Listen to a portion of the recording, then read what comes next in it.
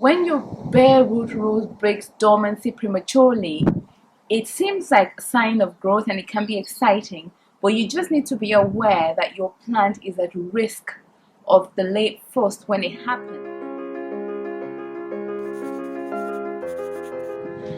Hello everyone, welcome back to Nafi's Not Facing Garden.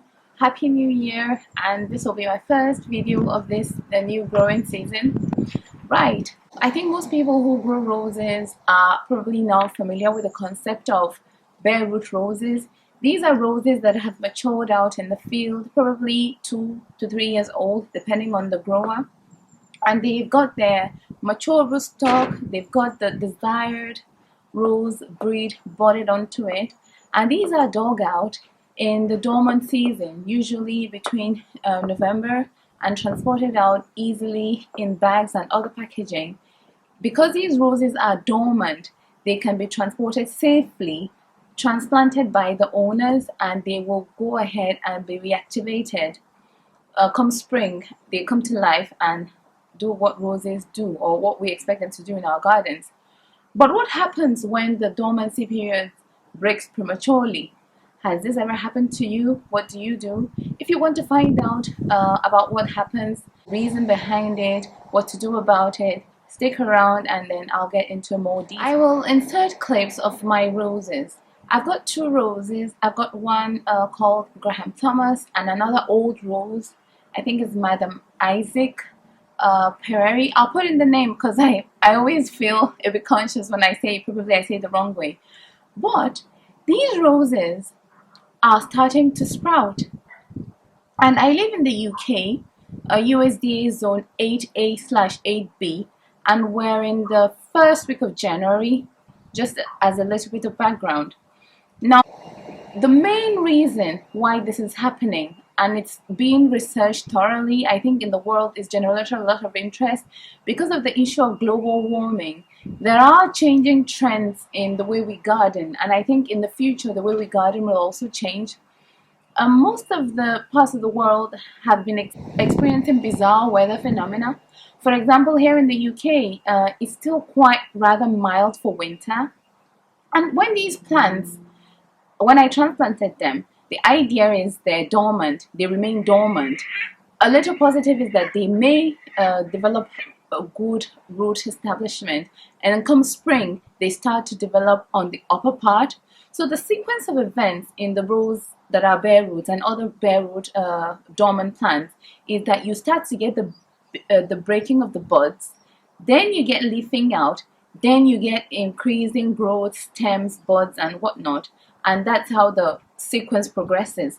Now, the biological phenomenon behind when the rose chooses to bud is a complex interplay between the environment and the plant itself, because the plant's got hormones in it. But now the rose has been tricked into thinking it's spring, and it's starting to break buds and leafing out. In fact, one of them leafed out, which prompted me to make this video.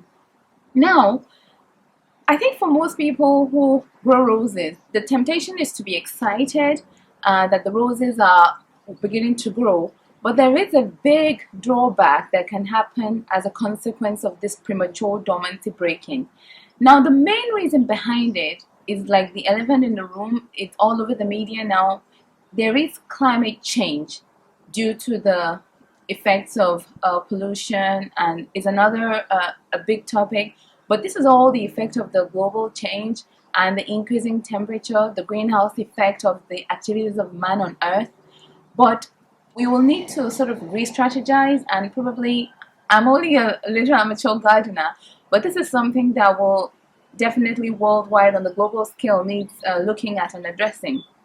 But you can imagine, how does it affect you and I as amateur or rose lovers or gardeners, whatever we do?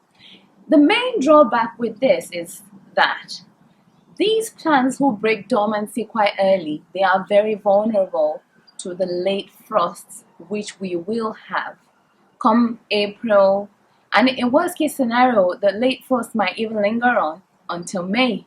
So what happens? You get your buds, they break, they leaf out, branches start to form. These are very tender parts of the plant. And should they experience a very harsh frost, what happens is that these parts of the plants damage and affects the future productivity or the floriferous nature of what you're going to expect that year.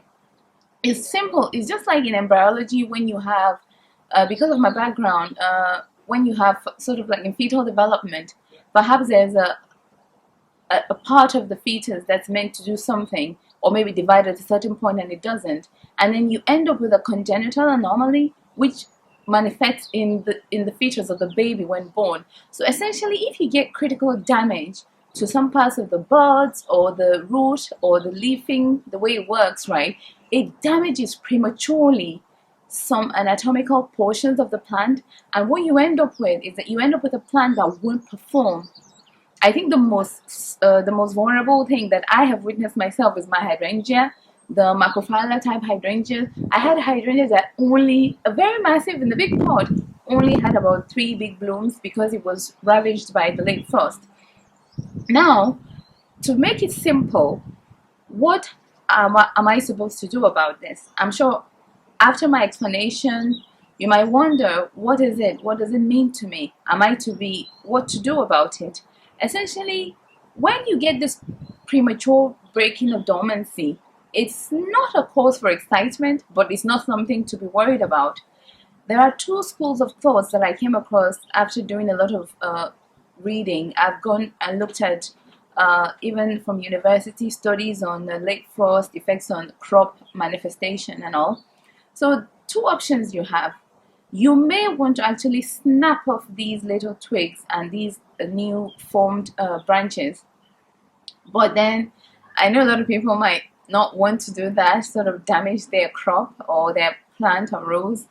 And another negative drawback is it's believed that doing that might actually promote the plant to develop more, and you're in early spring, there's going to be late frost. You don't want that to happen. So this is option 1, to snap off these buds as they're forming newly. Now the other option, which I favor, is actually to give it a heavy mulch, a thick mulch of, let's say, about 5 to 10 centimeter deep. I'll insert footages of my rose, the ones that are breaking dormancy, the bareroot ones. If you put on a very thick mulch, it will protect the plant from the frost. And don't worry about covering up the leaves or the buds or whatever. When the weather passes your last predicted frost date, you can knock off the excess thick mulch and then carry on with it. So I would prefer to do the latter solution, give it a heavy mulch, and then knock it off when when the late frost has passed. So all of this conversation I'm having with you is just to know that when your bare root rose breaks dormancy prematurely, it seems like a sign of growth and it can be exciting, but you just need to be aware that your plant is at risk of the late frost when it happens, and then it may not perform to the expectation or the full potential of that plant for that growing year. So that's my little take on this. I know this is a very sort of information-packed video, and I know I'm just a regular lady who recently planted rose, but because of my sort of academic background, whenever I pick on a hobby, I want to know the full detail behind what's happening, and I thought this information might be useful to someone out there. But in this era of the global change and the weather change phenomena, we are going to be experiencing lots of changes in our gardens, and we just need to know how to work around it. And in our day-to-day lives, we try to do the best we can to minimize our effects of our footprint on earth. You know, we should garden more conservatively, maybe use water bots, collect rainwater, and we should actually I think it's better to try to go after roses that have better pest and disease tolerance, to reduce our use of pesticides and harmful chemicals.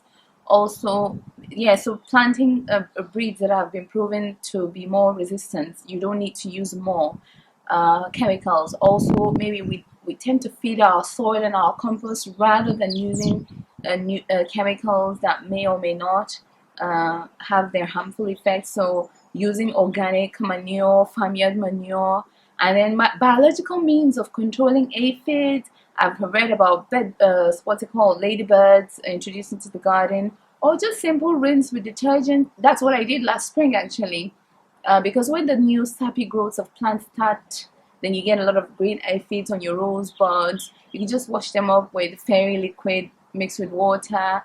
So yeah, so this is my take on the issue of global warming affecting roses and other plants, breaking dormancy early, and what I feel you can do about it.